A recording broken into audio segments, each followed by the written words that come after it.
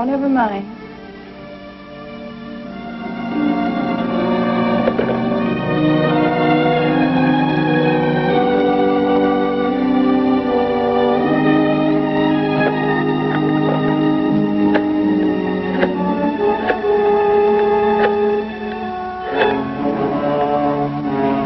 Hello.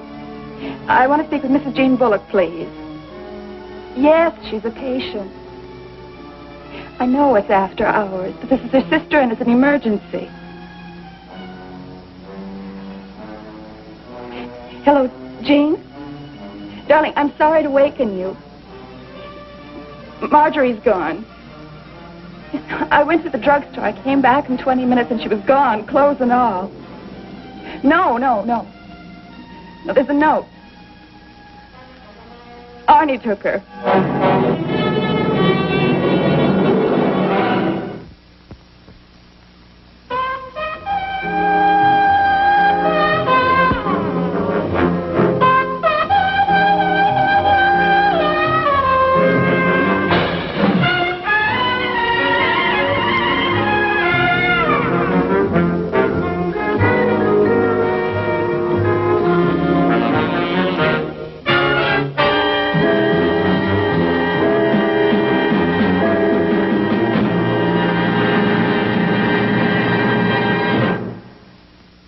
It's customary for a private detective's clients to call on him at his office. But Jean Bullock was unable to move from her hospital bed. 2 months ago, some highway commando had run a red light and smashed her car and injured her back. She'd been in traction ever since, but that was the least of her worries. Mrs. Bullock? Mrs. Bullock? Well, I'm Richard Diamond. Oh, I'm awfully glad you're here, Mr. Diamond. My lawyer said you might be able to help me. Well, I'll try. It's about my little girl. She's been staying with my sister while I've been here, and my ex-husband has suddenly taken her away. Well, why did he do that? He claims he has a right to custody as long as I'm in the hospital. Well, that's true, Mrs. Bullock, all things being equal. All things are not equal, Mr. Diamond. He's careless and irresponsible. Marjorie doesn't want to stay with him. She needs love and care. She wants to stay with my sister. Well, how long have you been divorced? 2 years. I can't for the life of me figure out what got into him. He's never really cared for Marjorie. Until the last 3 or 4 months, he never even bothered to see her on weekends. May I have his name, please? Arnold J. Bullock. Arnold J. Bullock. What does he do? What's his business? Importing. It's in the phone book under his name. Uh-huh. Well, perhaps you should talk this over with him first. It's no use talking anything over with him. I tried for years to save our marriage, to establish a wholesome atmosphere for Marjorie. But all I got was empty promises, foul temper, and lies. Well, your lawyer must have informed him that he'll have to give the child back to you when you're able to care for her personally. That might not be for a long time. Mr. Diamond, you've got to get her back to my sister before he undoes everything I've worked so hard to give her. Well, I'd like to help you, Mrs. Bullock. I can't make any promises. You may be wasting your money. But what do you need? Well, some evidence proving that he's unfit for Marjorie to be with. Unless we can prove that, I'm afraid he has every right to the child. Has he ever been arrested? Does he have a criminal record? I don't know. Maybe. Arnold's been in some scrapes. Well, I'm afraid that's not much use. We'll need something a lot more concrete. Please. I'm not a vindictive woman. I don't want revenge. I just want my child back. And you don't know Arnie. He's capable of anything. I need your help. Please. Okay, I'll dig into it. In the meantime, keep your chin up, huh? In this contraption, it's about all I can do.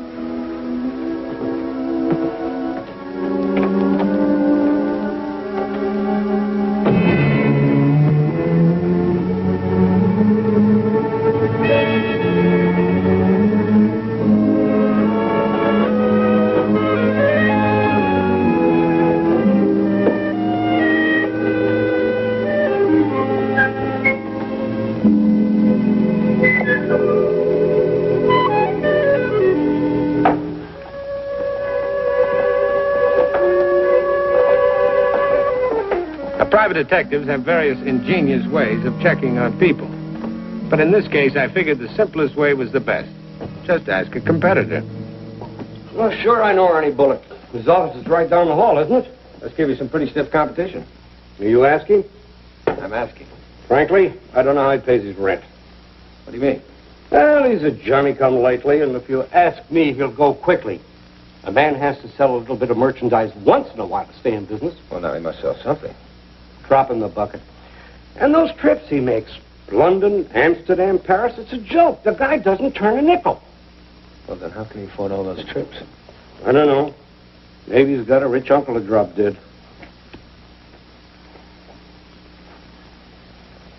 Well, thanks, Mr. Birnbaum. It's all right.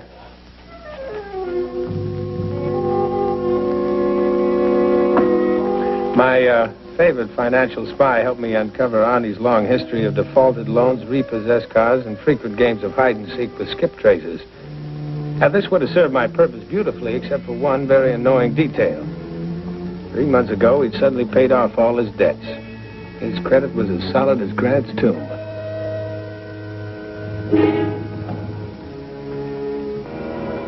I picked up a small bargain in Dresden, China, and I treated myself to the dubious pleasure of meeting Arnie Bullock face to face. Yes, sir. What can I do for you? Well, I'm looking for some pieces to match this.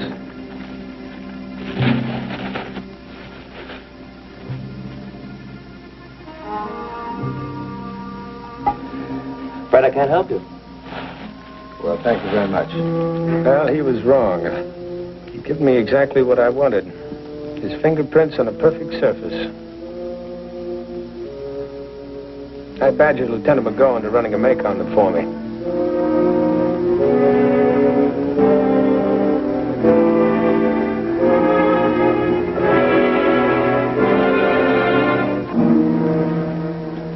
There you are, Rick. A report on Arnie Bullock. He has no record. Not even for jaywalk? What did you expect to find? I don't know, Max. Something to explain why his wallet's so fat, I guess. Who gave you the idea of breaking the law?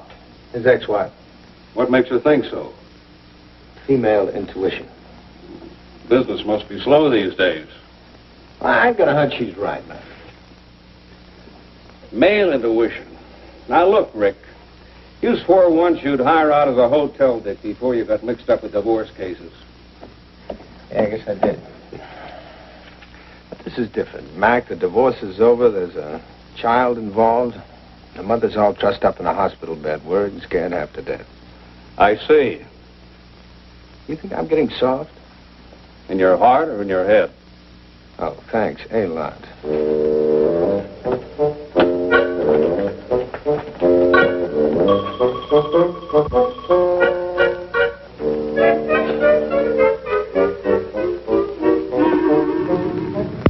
It was Tuesday when I started trailing Arnie Bullock. And on Wednesday, he yanked the sidewalks from under my feet by hopping a plane for Europe.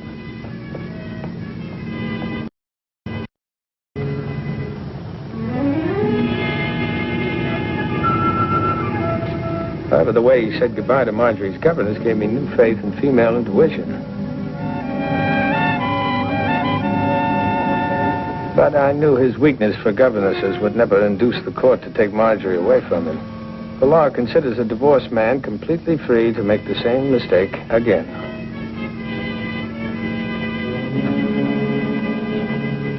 While Arnie was away, the so-called governess devoted herself to Marjorie's education on his money.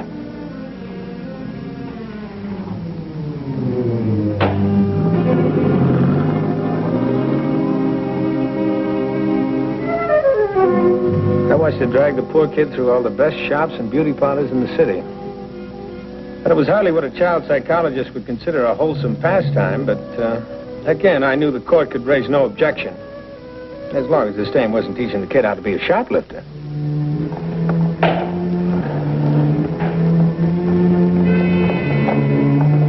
By Saturday, when I tailed Marjorie and her governess to the airport, I still faced what I'd always considered a very foolhardy proposition.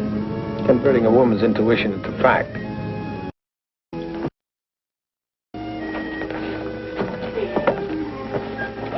Can't you sit still? Flight number 206 from Philadelphia. Go look at the toy stand until they announce the plane. There were 100 questions in my mind about Arnie Bullock, and it figured that Marjorie could answer some of them. But I had no idea how to break the ice. You can't waltz up to a 10-year-old and say, hi, honey, haven't we met someplace before? Nice toys, aren't they? Say, what does a little girl your age like the most? Dolls, ping pong sets, cap guns, what? I'm not allowed to speak to strangers. I was hoping you'd help me with a tough problem. You see, I have to buy a gift for a little girl about your age, and I thought maybe you'd pick it out for me. You don't have to talk to me, just point at what you want. You mean that jump rope? Out of all these toys, that's what you want the most? It isn't the cost of the gift that counts. It's the love that goes with it. Well, that's true. But, why the jump rope? I left mine in Long Island. Daddy said he'd get me another one, but he forgot. Well, what's so important about an old piece of rope? Oh, you can play lots of games with it. Mabel sets the table, and down by the river, down by the sea, and you can even find out who you're going to marry. How do you do hog time? No. You do your ABCs till you miss. Well, then what? The letter you miss on is his initial. Then you guess who he is. My daddy says that's silly. Well, he forgets what most grown-up women do to get husbands. Have you found out who you're going to marry? The last time I played ABCs, I missed on cue. Well, I guess you'll have to try again. Say, suppose I buy you that rope. Oh, no thank you. Kay wouldn't like it. Well, who's Kay? She takes care of me when my daddy goes away. My parents are divorced. Well, where's your mother? In a hospital. That's too bad. I hope she feels better soon. So do I. I suppose you miss her a lot. Oh, yes. I guess you're pretty excited about being here to see your daddy, huh? Yes. But you don't sound like you mean that. I guess a little girl would rather live with her mother or her aunt. Well, don't you love your daddy? Of course I do. Well, doesn't he love you? I guess so. Announcing the arrival of Flight 17, the ambassador from Paris. Flight 17, the ambassador, now arriving at Gate 6. I have to go now. Bye. Bye.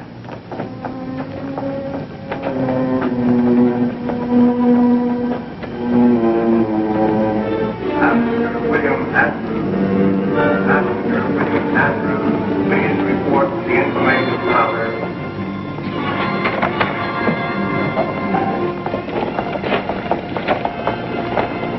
Daddy. Hi, Anna. Okay.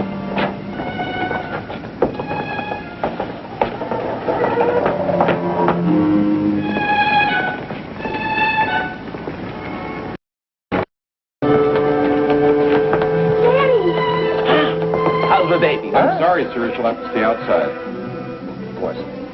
Come on, sweetheart. You wait with Kay. I'll be with you in a minute. Sorry. Now, I pride myself on the ability to see through situations. Margie hadn't exactly been jumping for joy at the prospect of meeting her father, and when she threw her pretty little arms around Arnie, I knew I hadn't seen through anything.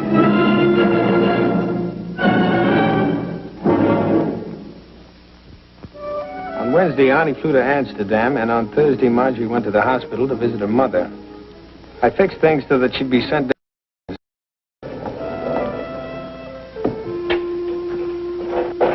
Oh, hi. Well, hi yourself. How are you? Just fine. What are you doing here? I was visiting my mother. Oh, well, that's nice. How is she? Oh, she'll be all right. Say, how are you getting along with your father now? Oh, much better. Lets me wear lipstick and everything. I'm waiting for my governess to pick me up. Are you getting along better with her these days? Much. I know how to handle her. Oh? Well, how? I cry. That always throws her into a panic. Then I can make her do anything I want. Do think that's fair to take advantage of her like that? Was it fair of Daddy to take me away from Aunt Baby? She better get here soon. I have a TV show to watch at 5. Say, whatever happened to that jump rope? What? Well, you know, the one you left at your aunt's house. Oh, that. Who needs it? When is your daddy coming home again? Saturday. Say, why are you so interested in me? Well, my name begins with Q. You're just saying that. Yeah, I am. But, well, I like you. Is anything wrong in that? I guess not. Are you going to the airport to meet your daddy? Naturally. That's how I get my present. By going... It's a beautiful costume. Oh, here she is. Bye. Bye.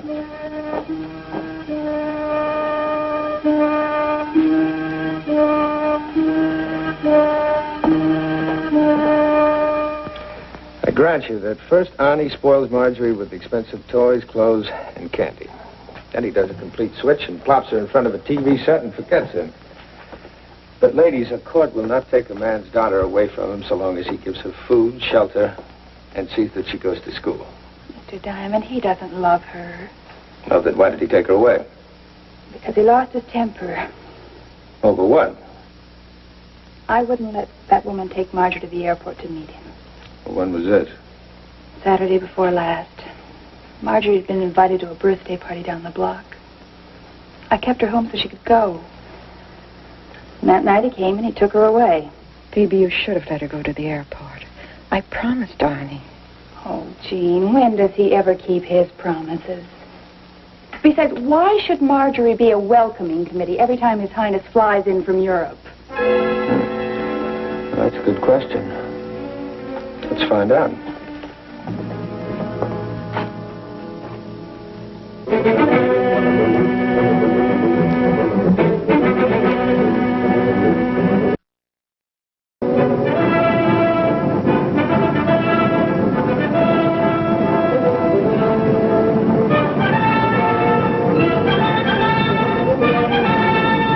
Announcing the arrival of Flight 400 from Amsterdam and London.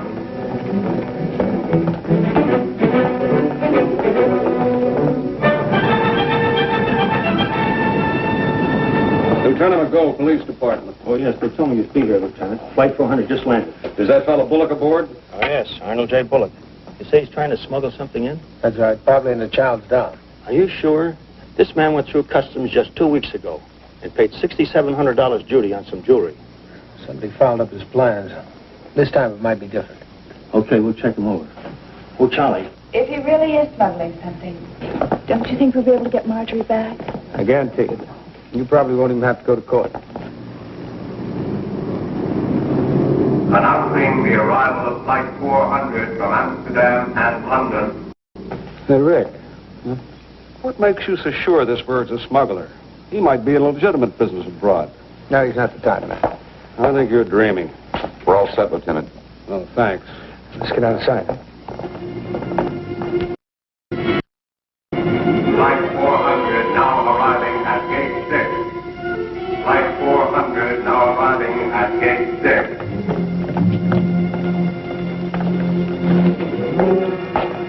Everybody watch it.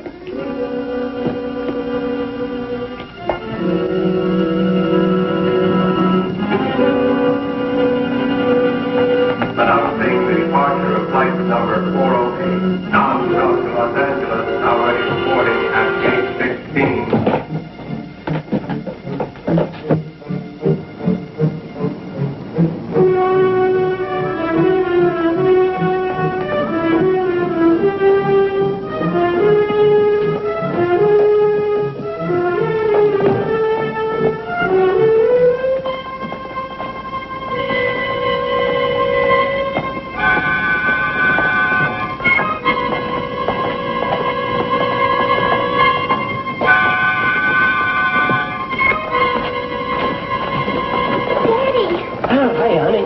You miss me? Oh, terribly. You better get her out of here, mister. Oh, I'm sorry. My little girl forgot. Now, listen, you know you're supposed to wait outside with Annie Kay.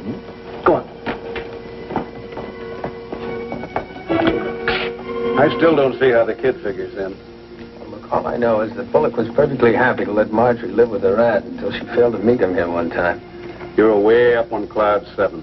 Stop bellyaching, Mac. I'm handing you a juicy case free of charge. Well, if you got me all the way out here for nothing, I'll give you something free of charge.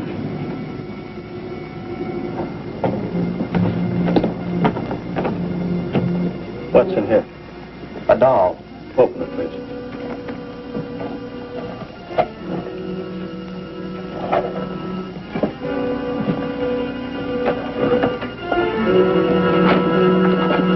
What's the big idea? We got a tip to check all toys coming through.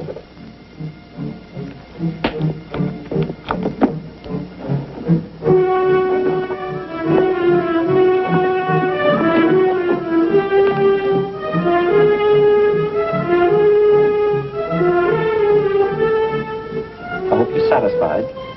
You can file your claim for damages right over there. Never mind.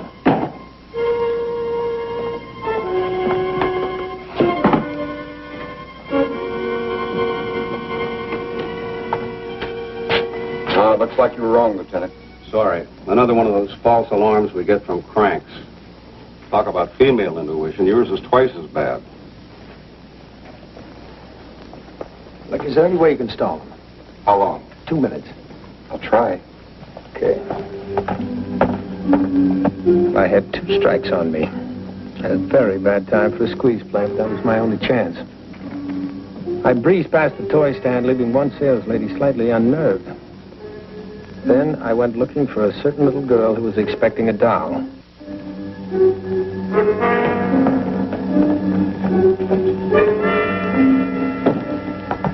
Hi there.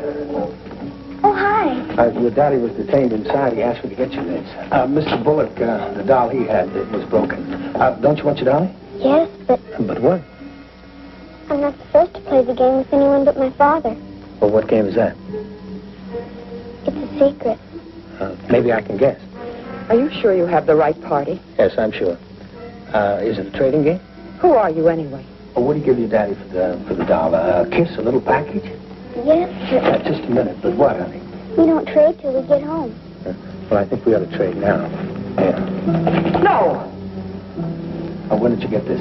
I'm not supposed to tell. Your daddy slipped it in your pocket when you went to hug him, didn't he? That's part of the game, isn't it?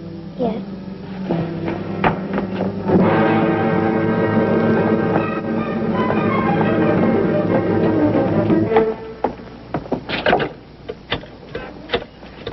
This is Charlie. There's a dame in a nurse's uniform running out to the front entrance. Hold her for questioning. Okay. Well, there you are. Mister, you've just saved the United States government about $10,000 worth of revenue. He saved a great deal more than that. What do you mean? It just can't be explained in terms of money. Come on, I'll help you make the arrest. Well, you can go home to your Aunt Peavy now. I can? Now, don't you want it? Of course, but shouldn't I tell my daddy first? Well, I'll see that he knows. Are you a friend of his? I'm a friend of your mother's. Then you're a friend of mine. Bye. Goodbye. Goodbye, Mr. Diamond. And thank you very much. Come on. And she was back where she belonged. The tough part was that one day she'd find out what kind of a guy her old man was. Well, anyway, she'd know something that few women ever learn. That is to beware of a man bearing costly gifts.